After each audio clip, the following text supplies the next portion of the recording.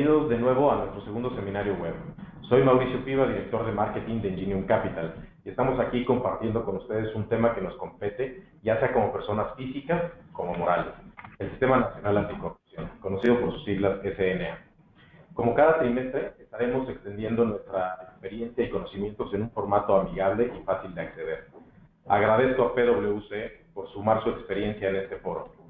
El formato está pensado para que dure 45 minutos. Los primeros 30 minutos donde nuestros panelistas expondrán el tema y los siguientes 15 minutos para contestar sus dudas.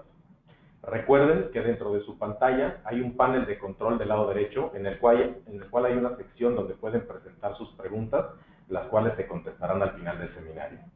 Hoy nos acompaña Isabel Ocaña, directora de Legal y Cumplimiento de Ingenium Capital, con más de 20 años de experiencia en el mundo financiero. Alberto Jacks, socio de servicios forenses en PwC, con más de 30 años de experiencia en temas de cumplimiento, y Alfredo Hernández, también socio de servicios forenses en PwC, con más de 23 años de experiencia en temas de cumplimiento y anticorrupción. Sin más, le paso la palabra a Alberto, que con su experiencia mediará el seminario. Espero lo disfruten. Gracias, Mauricio. Buenos días a todos. Sin duda, uno de los retos más importantes que tenemos actualmente, o que enfrentamos actualmente en nuestro país, es precisamente el tema que nos ocupa el día de hoy, que es el tema de la corrupción en México. Diversas encuestas, métricas y casos sancionados por leyes anticorrupción internacionales posicionan a México como un país de alto riesgo en temas de corrupción. En este contexto, en mayo de 2015 se promulgó la ley, se promulgó el Sistema Nacional Anticorrupción, y en julio de 2016 se publicaron sus leyes secundarias. El nuevo marco legal anticorrupción en México aplica tanto a servidores públicos como a particulares, es decir, corporaciones y personas físicas, y sanciona, entre otros delitos, soborno a servidores públicos, tráfico de influencias, colusión en contrataciones públicas uso indebido de recursos públicos, entre otros, los cuales vamos a mencionar más adelante. Se trata de una iniciativa novedosa en México, que precisamente entra en vigor el día de hoy. Y aunque la discusión se ha enfocado en temas del sector público, realmente es un marco legal que afecta tanto a particulares como a personas físicas que operan en México, es decir, que hacen negocios en nuestro país. En la sociedad y el sector empresarial existe una inquietud importante en el tema de anticorrupción. Lo podemos ver en nuestra encuesta de delitos económicos, la cual, por cierto, ustedes pueden encontrar en su panel de control, en la sección de documentos. Dicho documento nos confirma que un alto índice de los altos ejecutivos de nuestro país ven el tema de corrupción como un riesgo muy importante que puede afectar sus negocios. Y pues empezaré a darle la palabra a nuestros panelistas para que nos platiquen su experiencia en diversos temas que tienen que ver con el Sistema Nacional Anticorrupción. Y empezaría contigo, Isabel Ocaña. ¿Nos podrías comentar cuáles son las iniciativas que se están llevando a cabo a nivel mundial en temas de combate a la corrupción? Claro que sí, Alberto. Muchas gracias. Muchas gracias, Alfredo, por estar aquí, y muchas gracias a todos por conectarse a este seminario web. Bueno, lo más importante que yo podría decir en el contexto internacional es que la tendencia es hacia fortalecer el combate a la corrupción. Hay regulaciones especializadas en los principales países del mundo. Todos estamos, me parece, familiarizados con el FCPA americano, pero tenemos también la Bribery Act en el Reino Unido, y tenemos ya países en Latinoamérica que han subido este tema a su marco regulatorio, tales como Perú, Colombia y Brasil. Y México, por lo tanto, no está aislado de este tema. No sé, Alfredo, si tú estás de acuerdo. Estamos solo subiéndonos a una ola internacional que intenta atacar la corrupción de raíz, reconocerla en la regulación pública y, por lo tanto, tomar medidas para que esta se termine. Sí, de acuerdo, totalmente de acuerdo, Isabel. Bueno, buenas tardes a todos y gracias por acompañarnos en este webinar. Gracias, Isabel, Alberto. Y totalmente coincido con Isabel en cuanto al tema anticorrupción. Tenemos que tener en cuenta de que los esfuerzos del Sistema Nacional Anticorrupción no son esfuerzos aislados en México. Como podemos ver en el mundo, se está dando una tendencia muy fuerte, ¿verdad? Esta es una tendencia que va a moldear, diría yo, la forma de hacer negocios, ya la ha moldeado incluso, y es lo que vamos a platicar en un momento más, pero va a moldear aún más la forma de hacer negocios en todo el mundo, sobre todo en Latinoamérica. Cabe destacar Colombia, Perú, Brasil, México, en Argentina hay discusiones. Entonces, esto creemos que es algo que ya no va a parar y va a seguir creciendo. Sí, y por lo tanto es una tendencia que no se ve que vaya a parar y que por lo tanto nuestras empresas, las personas físicas y no solo los servidores públicos, que ya es lo que estamos acostumbrados, tienen que tomar medidas para estar preparados para cumplir con la regulación y no verse afectados. Muy bien, pues ojalá y sea así y que realmente sea una tendencia que no pare. Alfredo, tú desde tu punto de vista, ¿cuál verías, cuál es el panorama actual de la corrupción en nuestro país y en Latinoamérica? Sí, mira, Alberto, es bastante interesante. Veíamos el tema de la anticorrupción a nivel mundial y intentaríamos aterrizarlo un poco más a qué está sucediendo en México. Como sabemos, este Sistema Nacional Anticorrupción no tiene precedentes. Por ahí teníamos una ley anticorrupción de 2012 que pues realmente no tuvo tanta actividad ni casos. Pero tenemos un punto de referencia que quisiera yo destacar, que es el FCPA o la Ley contra Prácticas Corruptas en el Extranjero de los Estados Unidos de América. Esta ley persigue la corrupción, ahora sí que conocida con oficiales de gobierno, y ha tenido casos emblemáticos que seguramente muchos de ustedes han seguido, ya han oído por ahí en los periódicos y en las noticias. En PwC hicimos un estudio de los casos de FCPA en Latinoamérica desde el 2000 hasta el año 2015. Y pudiéramos pasar al siguiente slide. Y quisiera pues mostrarles qué resultó de este estudio. Y aquí podemos ver cómo nos comparamos y como punto de referencia cómo estamos en México en relación con otros países de Latinoamérica.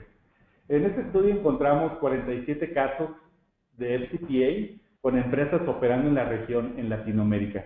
De esos 47 casos, 13 se refieren a México, a empresas con operaciones en México que fueron sancionadas. Estamos hablando de casos sancionados donde hubo multas importantes y hubo repercusiones importantes en las empresas que fueron sancionadas. Bueno, estamos hablando de, según este estudio, de que estamos en México a la cabeza de casos sancionados por corrupción de FCPA. Viene siendo más o menos un 27% de los casos, por lo que somos considerados, y históricamente, bueno, hemos sido considerados un país de alto riesgo. Ahora, nuestro Sistema Nacional Anticorrupción lo que va a hacer es adoptar un marco similar, y vamos a hablar un poco de las diferencias más adelante, de lo que es un poco el FCPA. Pero yo destacaría en este momento el tema de riesgo y cómo nos están viendo a nivel internacional, como riesgo país. La forma de hacer negocios con todos estos indicadores de las empresas extranjeras en México ha cambiado en los últimos años y precisamente están tomando todas las precauciones para establecer controles fuertes anticorrupción, sobre todo en nuestro país. Es lo que destacaría de esta tendencia en México, Isabel. Alfredo, ¿a qué atribuirías que México encabeza la lista de empresas sancionadas bajo CPA? Mira, pues son varios factores. Yo creo que uno de los factores importantes es que tenemos una de las economías más fuertes en Latinoamérica. Por lo tanto, tenemos un gran número de empresas sujetas a FCPA operando en México. Ahora, podríamos estarnos comparando con otras economías en Latinoamérica fuertes, como es el caso de Brasil. Este estudio es hasta el 2015, y cabría destacar que en el 2016 hubo, como ustedes saben, pues noticias en términos de anticorrupción muy importantes en Brasil, y ya hay un mayor número de casos. Pero bueno, precisamente pues el tema de la economía, la fortaleza, el atraer mayores inversiones en tanto en México como en Brasil nos está poniendo a la cabeza de casos FCPA porque se conducen más negocios, y también es la complejidad de las industrias de las que vivimos en México y las que operamos. Pondría yo 3 industrias de gran riesgo que hemos visto en este estudio, que es la de energía, la de farma, por ejemplo, y servicios financieros. No sé, en tu experiencia, Isabel, si también has visto alto riesgo en ciertas industrias. Sí, yo creo que, y coincido completamente contigo, todo el tema se refiere a la cantidad de relaciones que tenemos con los Estados Unidos de América. El FCPA, por supuesto, aunque es extraterritorial de alguna manera, tiene que tener un ancla en los Estados Unidos. Y la economía mexicana, como todos sabemos, tiene muchísimas relaciones con ellos.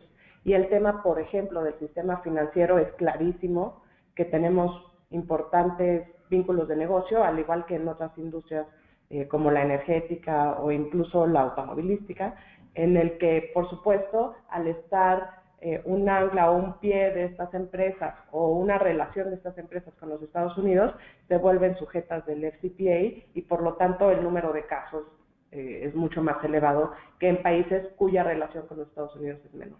Así es, totalmente de acuerdo. Muy bien.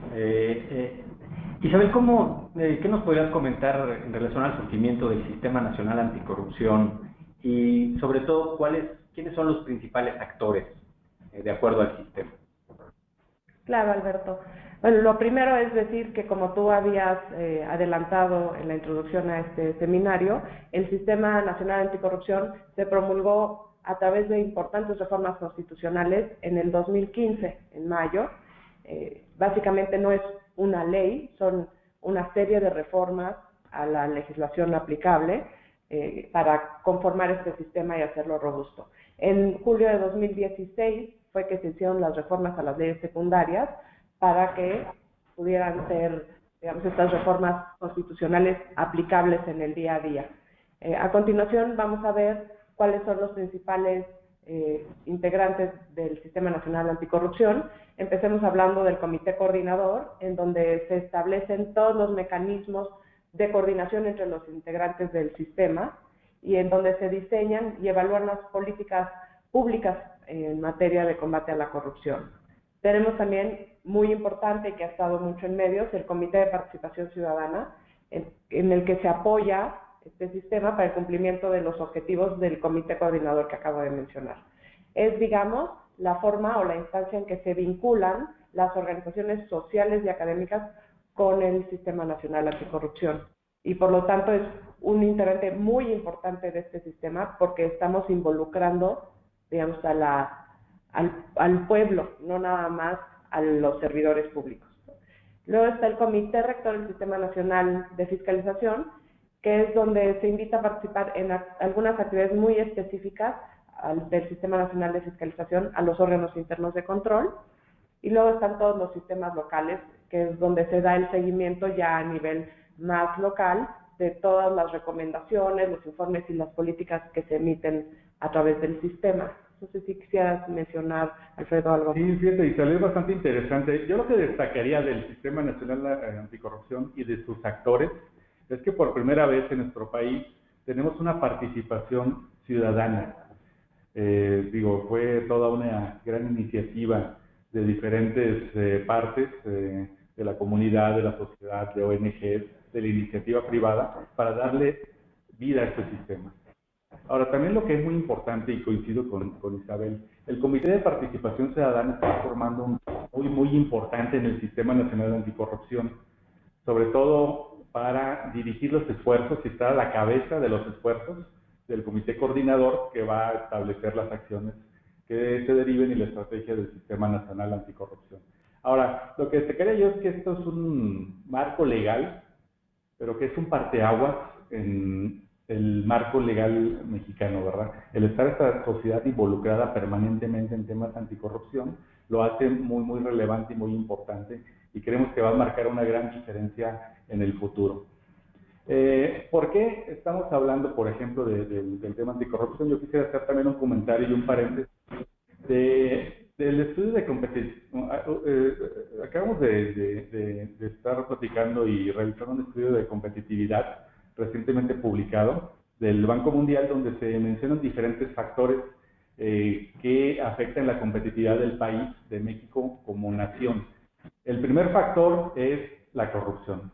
Es uno de los factores que están deteniendo nuestro desarrollo y están impidiendo que haya más competitividad. Entonces yo creo que este nuevo sistema y este nuevo paquete de leyes nos van a ayudar precisamente a a materializar todas estas oportunidades y potencial del cual hemos hablado tanto en los últimos años.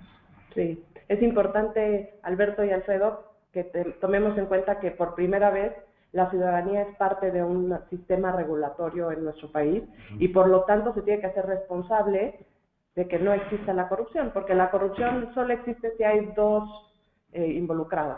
partes involucradas, y por lo tanto esta iniciativa es, como bien lo dijiste, un parteaguas que admite que la ciudadanía tiene que ser parte de la solución y no solo un observador más. Exactamente. Pues gracias. Creo que todos sabemos que tenemos allá nuestros senadores en falta con el nombramiento del fiscal anticorrupción, pero bueno, esperemos que eso se defina rápidamente en los próximos días. Alfredo, de acuerdo a la Ley General de Responsabilidades Administrativas, ¿cuáles son las faltas graves que se encuentran sancionadas de acuerdo a la ley? ¿Y cuáles son las sanciones aplicables tanto a personas físicas como morales que caen en actos de corrupción? Sí, mira, Alberto, es muy interesante, y lo hemos estado discutiendo en algunos otros foros, Isabel, cómo se diseñó esta ley. Y yo creo que está muy bien diseñada y sobre todo qué es lo que aborda. Se está abordando no solamente el soborno, que es lo que tradicionalmente hemos estado, de lo cual hemos estado, digamos que combatiendo en el pasado, pero también no podríamos ignorar que tenemos otros esquemas que involucran corrupción en el ámbito de negocios del país y sobre todo en el ámbito de negocios con gobierno. Por eso tenemos algunos otros delitos tipificados que son muy específicos, como la participación ilícita en actos administrativos, el tráfico de influencias. Tenemos ya toda una definición de qué es el tráfico de influencias, algo que sabíamos que pasa, sigue pasando y ahora está tipificado. Tenemos utilización de información falsa en procedimientos administrativos, obstrucción de investigaciones, colusión en contrataciones públicas, importantísimo. Esto ya va también más allá de sobornos, sino son esquemas ya más armados y organizados entre diferentes participantes. El uso indebido de recursos públicos es otro delito ya tipificado. Y algo muy interesante, importante que se estableció en la ley fue la contratación indebida de ex servidores públicos. Yo destacaría un par de actos prohibidos por esta nueva Ley General de Responsabilidades Administrativas. Más allá del soborno, está la contratación indebida de servidores públicos, donde debemos, y aquellas empresas, sobre todo en ciertas industrias, deberían de estar tomando las precauciones necesarias para que la contratación de un servidor público sea transparente, ¿verdad? Y no se vaya a establecer más adelante que se contrató de forma indebida para obtener beneficios precisamente por la información que este servidor público pudiera tener en su poder y que pudiera ayudar a la empresa a obtener ventajas competitivas. Bueno, son en general los delitos que está estableciendo la nueva Ley General de Responsabilidades Administrativas. Ahora, en cuanto a sanciones, tenemos sanciones a personas físicas y a personas morales, y estamos hablando de sanciones administrativas. Adicionalmente, sabemos, y es importante considerar, que hay sanciones penales que pueden ser aplicadas por estos mismos casos de corrupción, independientemente de estas sanciones administrativas. Para repasarla muy rápido, me iré yo a las sanciones económicas, que son para individuos, son de hasta 11 millones de pesos. Esto es en valores actualizados aproximados al día de hoy. Para empresas es hasta 113 millones de pesos. Pero para las sanciones económicas yo destacaría un punto importantísimo que tenemos que discutir y poner en la mesa, donde la sanción también considera hasta 2 veces el beneficio obtenido por el acto indebido en que se haya incurrido. Entonces estamos entrando ya también a una era de evaluación de beneficios indebidos. Claro. Entonces, ¿cómo se van a evaluar? ¿Cómo va a ser el procedimiento? ¿Y cuál va a ser el valor final de qué es lo que se pudo haber beneficiado al dar un soborno para obtener un contrato, por ejemplo? Eso es lo que nos podría llevar a multas mucho más importantes. Y sabes, como sabes, que ha pasado en algunos otros casos bajo el CPA. Sí, claro. Y es algo que tenemos que tener en cuenta tanto las personas físicas como las personas morales en México. No estamos acostumbrados a que la empresa en sí misma sea sujeta a, por ejemplo, una sanción como la disolución en casos de una falta grave en materia de corrupción, o que te vayan a quitar 2 veces los beneficios que obtuviste, que igual, y al quitarte eso en una sanción, también es una causal de disolución, porque te manda inmediatamente a concurso mercantil.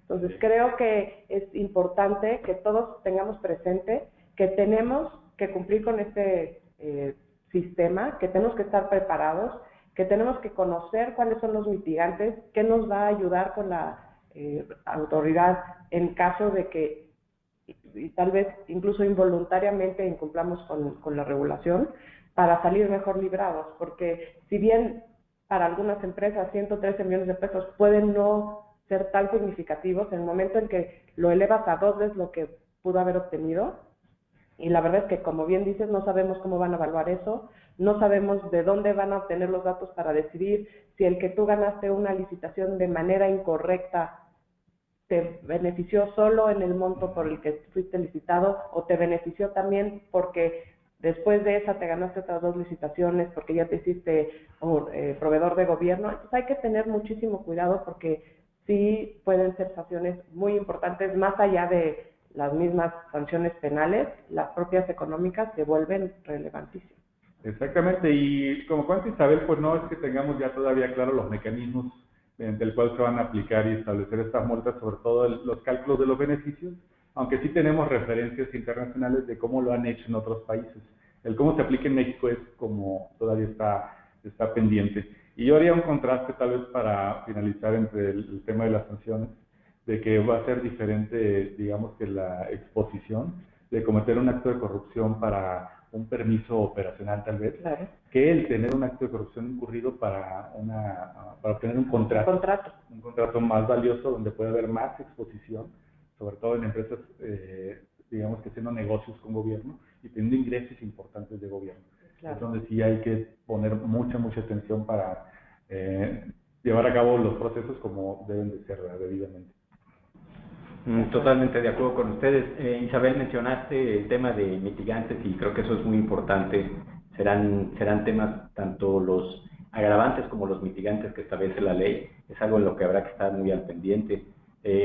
Obviamente un tema de agravante, según la ley, va a ser que la administración no reporte potenciales casos de corrupción. Hace un rato platicaba con Alfredo que, bueno, eso sigue siendo un enigma todavía, porque no es claro cómo tiene que hacerse ese reporteo, en qué momento, a quién, etcétera. Entonces, pero bueno, eso es una agravante de acuerdo a la ley. Y obviamente no perdamos de vista también los mitigantes, como comentabas, Isabel, como pudiera ser que la administración realmente demuestre que está reportando potenciales casos de corrupción, que haya una cooperación con las autoridades cuando exista una investigación de por medio, y desde mi punto de vista la más importante, que la empresa cuente con una política de integridad sólida y bien establecida, bien comunicada, etcétera. ¿Qué es lo que me llevaría a la siguiente pregunta, desde mi punto de vista de las más interesantes de esta charla? ¿Y qué nos pudieran platicar, Alfredo, Isabel, respecto de políticas de integridad? ¿Cuál es la situación? ¿Cómo estamos? ¿Qué hay que hacer para cumplir con una política de integridad de acuerdo a lo que establece la ley? ¿Qué nos pudieran comentar al respecto?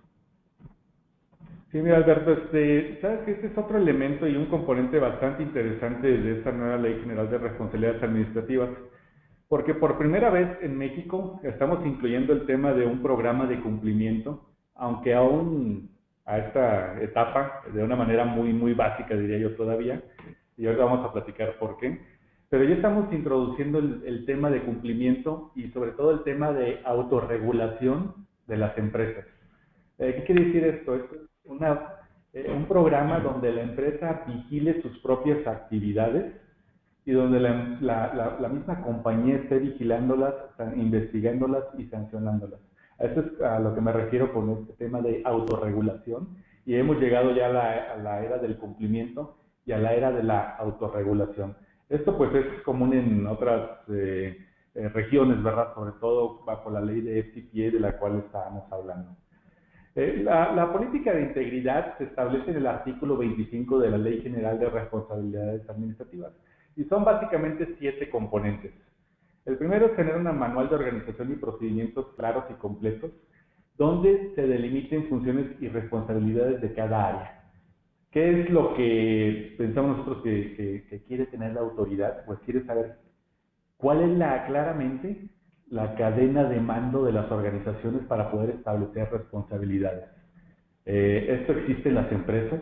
Pudiera parecer un requerimiento hasta sencillo tal vez de llevar a cabo, pero puede tener implicaciones muy importantes sobre a quién estamos poniendo en los diferentes mandos, en este organigrama, digamos, que puede ser en cierto momento utilizado por la autoridad para establecer responsabilidades bajo un posible acto de corrupción.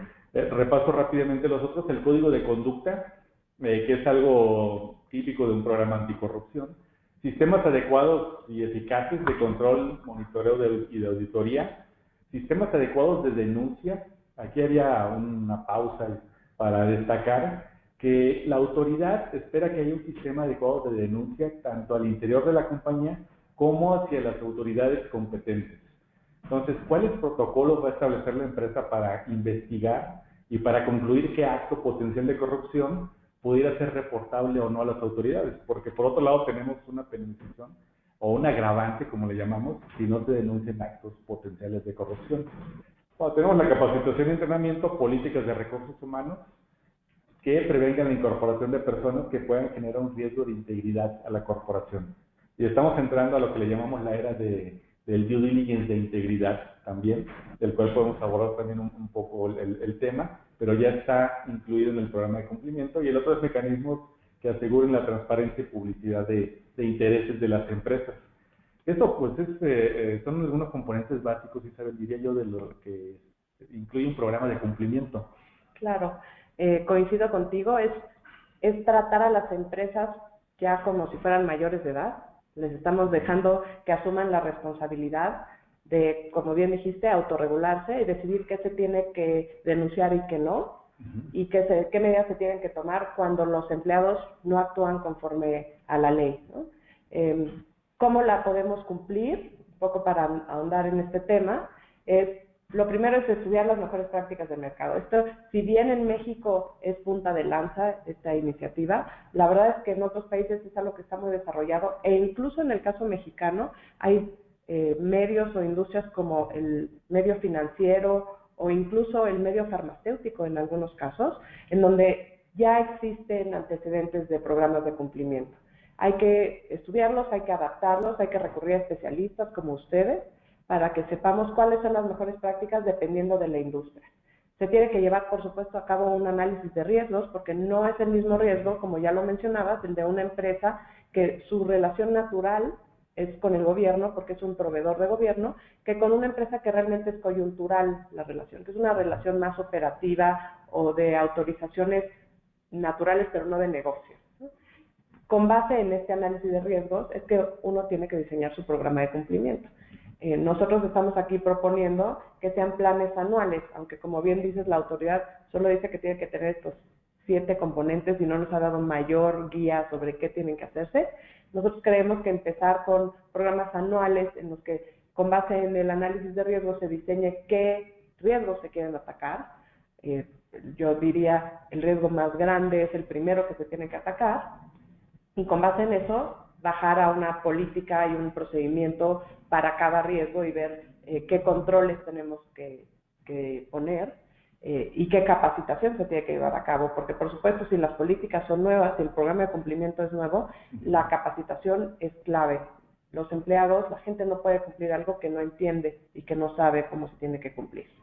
Y lo siguiente es también, por supuesto, que es uno de los elementos del programa de la política de integridad, es tener un código de conducta adecuado para la empresa, porque a veces tenemos unos códigos de conducta que la gente baja de internet y que realmente son pues, como templates, dirían los americanos. Nosotros diríamos que son solamente propuestas, pero realmente no están adaptadas y a veces su cumplimiento es imposible porque no se adaptan a tus necesidades. Entonces hay que tener un código de conducta que realmente se adapte a lo que estamos haciendo. Ya que tenemos nuestro análisis de riesgo, nuestro plan, nuestras políticas y hemos capacitado a la gente, lo siguiente que tenemos que hacer es probar los controles que pusimos y que la capacitación pues, haya dado frutos. Eso se tiene que incluir también en el programa de cumplimiento. Y finalmente, monitorear y reportar sobre los controles que se han probado. Y en ese reporteo no es solamente el reportar en el tema de denuncias de actos de corrupción, es reportar si se vieron desviaciones importantes o no, si los controles que se pusieron no fueron eficientes, no sirvieron para nada, no detectaron lo que en realidad tenían que detectar y por lo tanto, en el siguiente año, cuando volvemos a evaluar los riesgos de la empresa, pues cambiamos nuestro programa de cumplimiento y lo adaptamos a lo que ya se hizo una prueba. Es decir, sí, definitivamente. Y yo destacaría, y creo que vale la pena también poner en contexto, ¿qué se busca con una política de integridad como está ahora incluida en la Ley General de Responsabilidades Administrativas? Mencionamos que la política de integridad va a ser considerada como un atenuante a potenciales actos de corrupción de las empresas. ¿Qué quiere decir? Que si hay un acto potencial de corrupción y la empresa puede demostrar que tuvo una política de integridad viviente, diría yo viviente, y no solamente en el papel, y que hizo su mejor esfuerzo por prevenir ese acto de corrupción, esto puede ser un atenuante muy importante en las posibles sanciones y penalizaciones que se le impongan. Ahora, coincido con Isabel porque tenemos la política de integridad, pero de lo que está comentando Isabel es el camino para poder implementar esta política de integridad, que es digamos que lo relevante. Y lo más relevante, yo me quedaría con un punto muy importante que mencionas, Isabel, que es la evaluación de riesgos. Sabemos que los recursos son limitados en las empresas. El beneficio de la evaluación de riesgos que nos da es el poner los recursos precisamente en aquellos riesgos de mayor impacto o que puedan ser más probables de que se materialicen. Entonces, esta calibración del programa es el punto de partida, pues, prácticamente de todas las actividades. Sí. Y claro, y es importante, me parece, mencionar que nadie conoce la empresa y la industria más que los que la viven, ¿no? Y probablemente uno no sea especialista en análisis de riesgos y para eso contrata gente, pero realmente no puedes traer a un externo a que te haga el análisis de riesgo per se. El externo va a trabajar en conjunto contigo para tener claro cuáles son los riesgos que se deben de atacar y qué es lo que tiene que preverse en tu política de integridad y en todo tu programa de cumplimiento. Sí, por eso siempre es recomendable es recomendable también tener en cuenta de tener la política de integridad, pero también tener en cuenta que existen mejores prácticas de marcos legales más maduros, como el FCPA, que pueden ser aprovechados de muy buena forma para establecer una política de integridad e ir incluso más allá para tenerla muy bien soportada. Muy bien, de acuerdo. La verdad es que el tema de política de integridad es algo que nos podría llevar, podríamos estar hablando horas y horas del tema, pero hay que darle paso a la sección de preguntas y respuestas para que se haga interactivo el seminario. Esperemos que los que estén atendiendo el seminario no sean tímidos y nos manden sus preguntas. De hecho, ya tenemos algunas por aquí, Alfredo, Isabel. Una es las empresas que tienen programas de cumplimiento respecto a otras leyes, como pudiera ser el CPA o UK Bribery Act, ¿necesariamente están en cumplimiento con Sistema Nacional Anticorrupción? ¿Qué opinas? Yo diría que la respuesta rápida es no necesariamente, pero si quieres, Alfredo, ahondar más. Sí, sí, digamos, no necesariamente. Hemos encontrado incluso casos, y tal vez consideras con nosotros, Isabel, donde a veces encontramos la política anticorrupción y sí está ahí en la empresa, pero está, por ejemplo, en inglés. Entonces es algo tal vez que suena muy básico y lógico, pero es un primer paso para poder adoptar y personalizar precisamente ese programa de cumplimiento global a las necesidades y a los requerimientos locales que tenemos en México. Muy importante sí es el que un marco bajo FCPA ya es muy fuerte de por sí, si está bien implementado y bien diseñado, pero se puede dar un paso más para llegar al tema de la política de integridad adoptada con base en lo que pensé yo espera ver un regulador aquí en México como política de integridad. pero todavía nos falta que las instituciones, algunas sean nombradas, establecidas, que se maduren el tema, pero un buen parámetro y punto de vista es que esperaría ver un regulador cuando vaya a revisar una política de integridad en México. Claro. Y sí esperaría ver cada componente muy bien soportado, ¿verdad? Como lo menciona el artículo 25. Sí. Y lo demás, que está alrededor del marco de FCPA, va a ser un muy buen soporte para argumentar por qué se hizo de una manera o de otra, o por qué se implementó de una manera o de otra cierto componente. Sí, yo creo que es importante lo que mencionas. Al ser algo que todavía se está madurando, el consejo que podríamos darle a todos es que procuren atender cada punto que viene en el artículo 25.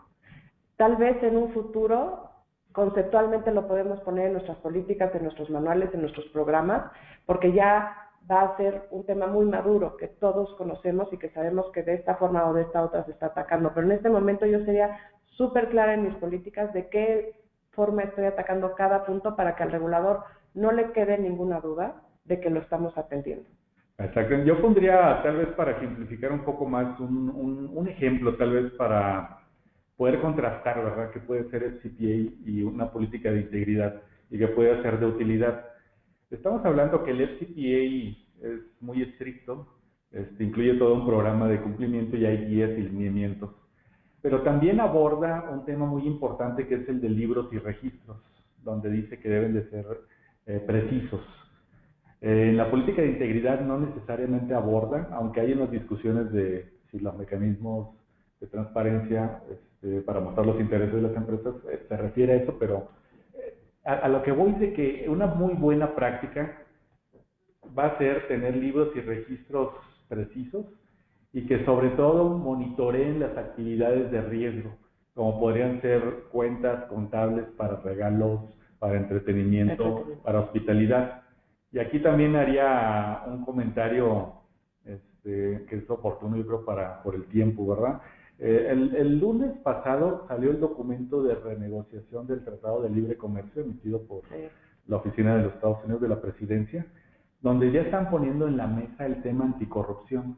Y como parte de los puntos de acuerdo sobre los que se va a trabajar dentro de corrupción, viene el tema de libros y registros. Es algo que ya viene. Ya viene. Entonces, anunciado. Y es mejor práctica, ¿verdad? Entonces, ¿qué mejor que adoptar una mejor práctica y al mismo momento cumplir con la política de integridad? Entonces, sí, es un tema muy amplio que habrá que hacer muchos contrastes de hasta dónde es suficiente, es otra pregunta, pero sí, las mejores prácticas sería un buen consejo seguirlas, entenderlas, para poder apoyarnos y apalancarnos en ellas para tener la política de integridad bien establecida.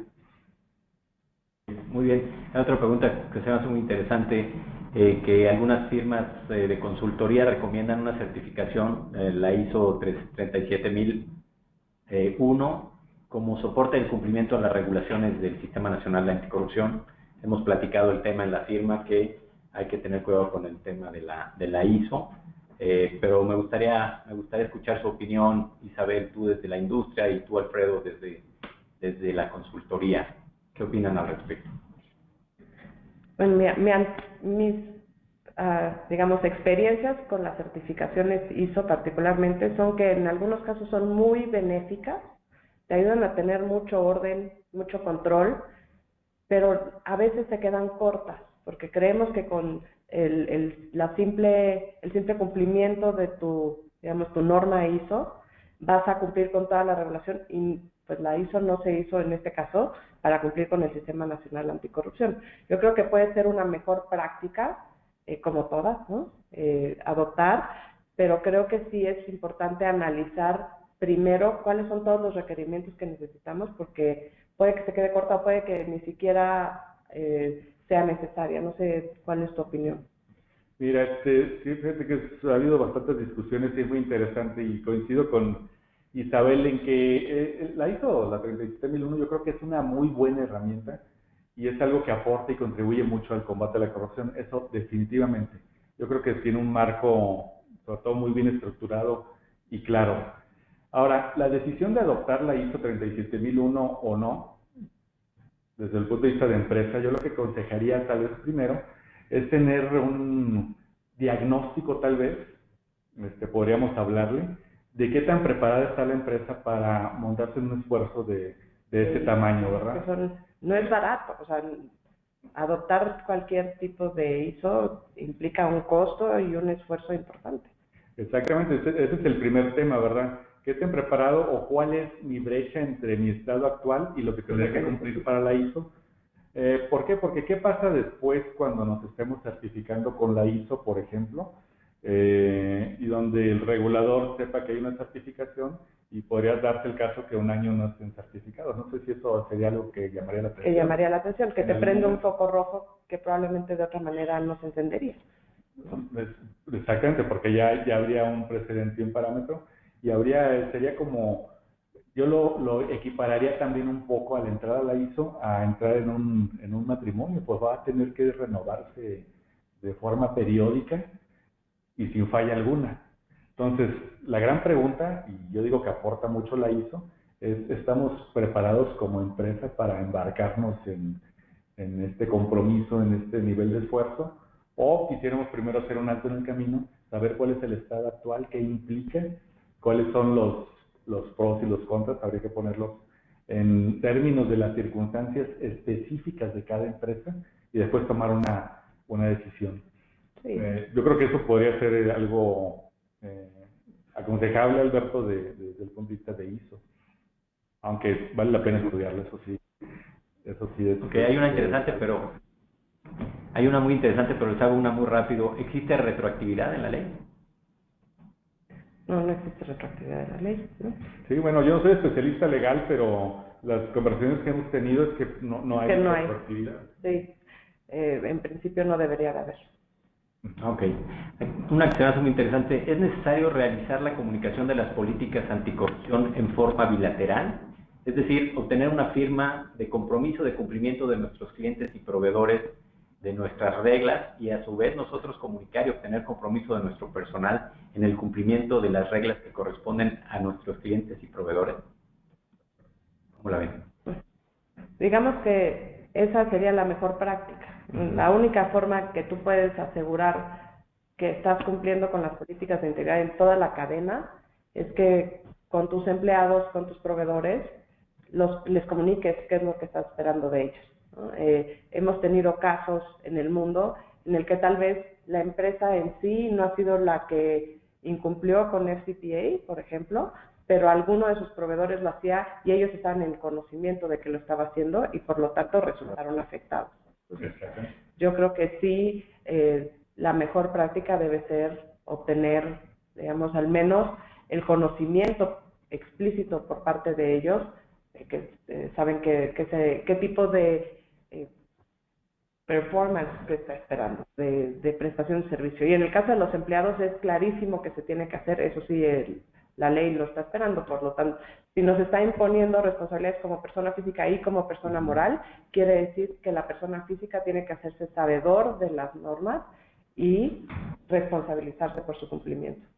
Sí, yo destacaría, y coincido totalmente, también destacaría el tema, Alberto, que es muy interesante, Isabel, es el decir, bueno, ¿qué es lo que le estamos comunicando a nuestros terceros? Y por experiencia nos ha tocado, bueno, de muchos casos, ¿verdad? Nos ha tocado incluso cláusulas donde se establece claramente y el tercero las firma que va a cumplir con todo lo establecido por el FCPA, por ejemplo.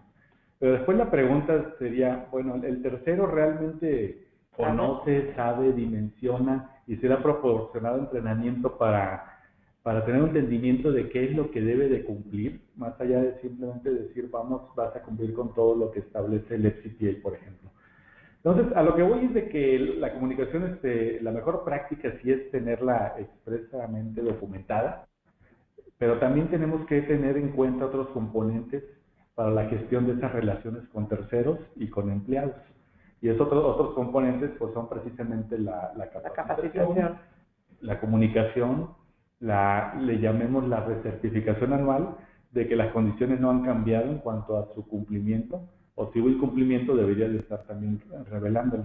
Entonces, esta serie de componentes de lo que le llamamos un programa de gestión de relaciones con terceros son las que también se tienen que poner en la mesa para asegurar que la comunicación es eficiente y puede ser finalmente pues también utilizada toda esta documentación de la interacción con el tercero como un medio para mitigar riesgos de corrupción en caso de que suceda algo. Muy bien. Afortunadamente llegaron muchas preguntas de la audiencia, lo cual agradecemos mucho. Nos queda tiempo para una más. Se me hace interesante esta que habla de que si el Sistema Nacional Anticorrupción contará con una plataforma digital que monitoree los sistemas de información relacionados con investigaciones, sanciones, registros, contrataciones, etcétera. ¿Qué hay al respecto en la ley? Mira, la ley sí establece una plataforma digital donde va a venir, bueno, es entre otros, entre otra información, va a venir la información de los servidores públicos que están involucrados en contrataciones públicas, por ejemplo. Van a venir los casos de sanciones, bueno, habrá que ver que algunos no van a ser, bueno, no es que se vaya a revelar tal vez toda la información, sino que va a estar la información disponible también para las autoridades y cuando determinen utilizar esa información. La plataforma digital es un esfuerzo que está en proceso, es lo que hemos entendido por diversas pláticas en los foros, pero es algo que tiene que materializarse pronto, ahora que ya inició el sistema, ¿no? Sí. No, la verdad es que no ha sido presentada la plataforma en sí, no sabemos cómo va a funcionar, pero se tiene que tener lista, ¿no? Y pues como bien dijeron al inicio de esta plática, hoy es el día que empieza la vigencia del sistema y pues prontamente tendríamos que conocer cómo va a funcionar esta plataforma. Sí, ahora, definitivamente el requerimiento de crear y operar una plataforma digital sí está contemplado en la ley general del Sistema Nacional Anticorrupción. Entonces es algo que viene y que, bueno, esperemos que sea más pronto que tarde y veremos qué es lo que va a estar disponible y cómo se va a operar. ¿Cómo se va a operar? Ok. Muy bien, por favor, para la audiencia, las preguntas que no hayamos respondido, si nos las mandan por escrito, con todo gusto las responderemos. Me dice aquí la producción que nos queda tiempo para una pregunta más. Otra que se me hace interesante, ¿es factible y posible, de acuerdo con la ley laboral mexicana, el obligar a los empleados a firmar el Código de Conducta y Política de Integridad? ¿Y deberán modificarse los contratos individuales de trabajo para incluir cláusulas relativas a la política de integridad? Claro que es legal. Realmente lo único que le estás haciendo es como cuando llega cualquier empleado y lo comprometes a trabajar conforme a su contrato o conforme al manual de trabajo. Es uno más de los documentos que se tiene que cumplir. No les estás obligando a cumplir con algo ilegal, por lo tanto es posible hacerlo. Mi recomendación sería que sí se modifiquen los contratos para que explícitamente se prevea que se tiene que cumplir con el Código de Conducta, adicionalmente a que por supuesto lo tiene que firmar el empleado para que tú puedas demostrarle a la autoridad que se comunicó eficientemente. Y más allá de solo firmarlo, debería de haber un programa de inducción en las empresas donde parte de todo lo que se le comparte a los nuevos colaboradores sea todo el marco anticorrupción que tenga la empresa y que el empleado entienda lo que se busca con el código de conducta, porque un código de conducta que no es entendido y que no es realmente explicado y compartido es un código de conducta que no sirve para nada. No sé si estás de acuerdo. Sí, totalmente de acuerdo, Isabel Alberto. Y esto me daría pie a un comentario que es algo que estamos viendo en general en el mercado, en las empresas, y es el concepto de convergencia. O sea, estamos hablando ahora de la política de integridad y la Ley General de Responsabilidades Administrativas, pero debemos de poner en la mesa, y son discusiones que hemos estado teniendo con diversas partes, cómo debe de convivir la política de integridad con otros marcos regulatorios.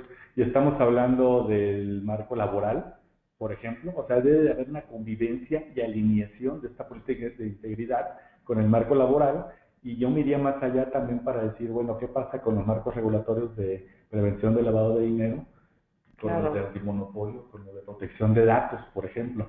O sea, estamos viendo la política de integridad tal vez para efectos de discusión de forma aislada, pero tenemos que poner en la mesa el concepto de convergencia y alinear todo el marco legal.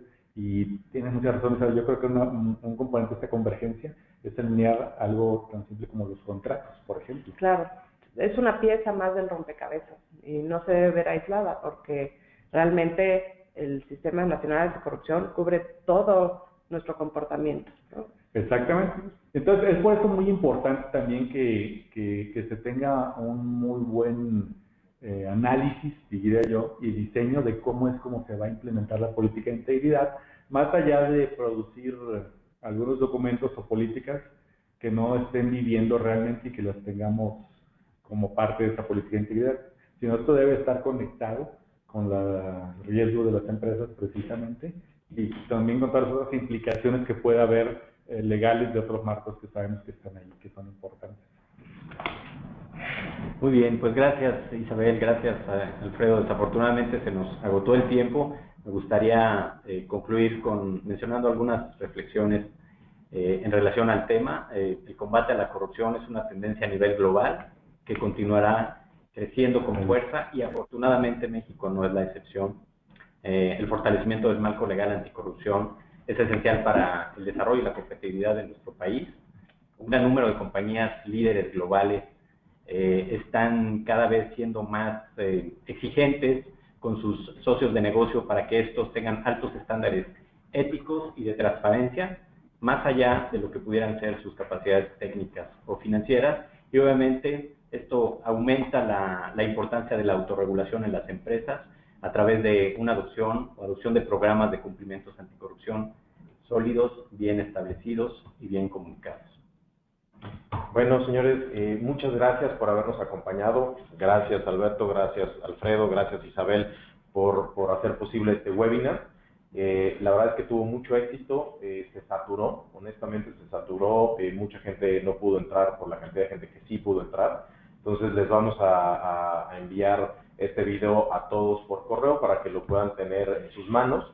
Quedaron algunas preguntas, varias preguntas sin contestar por el tiempo. Entonces vamos a mandar también un correo copiando a los expertos para que puedan contestar la pregunta de forma electrónica y dejándoles los datos por si quisieran contactarlos. De nuevo, muchas gracias. Nos vemos en el siguiente trimestre para platicar de algún tema nuevo.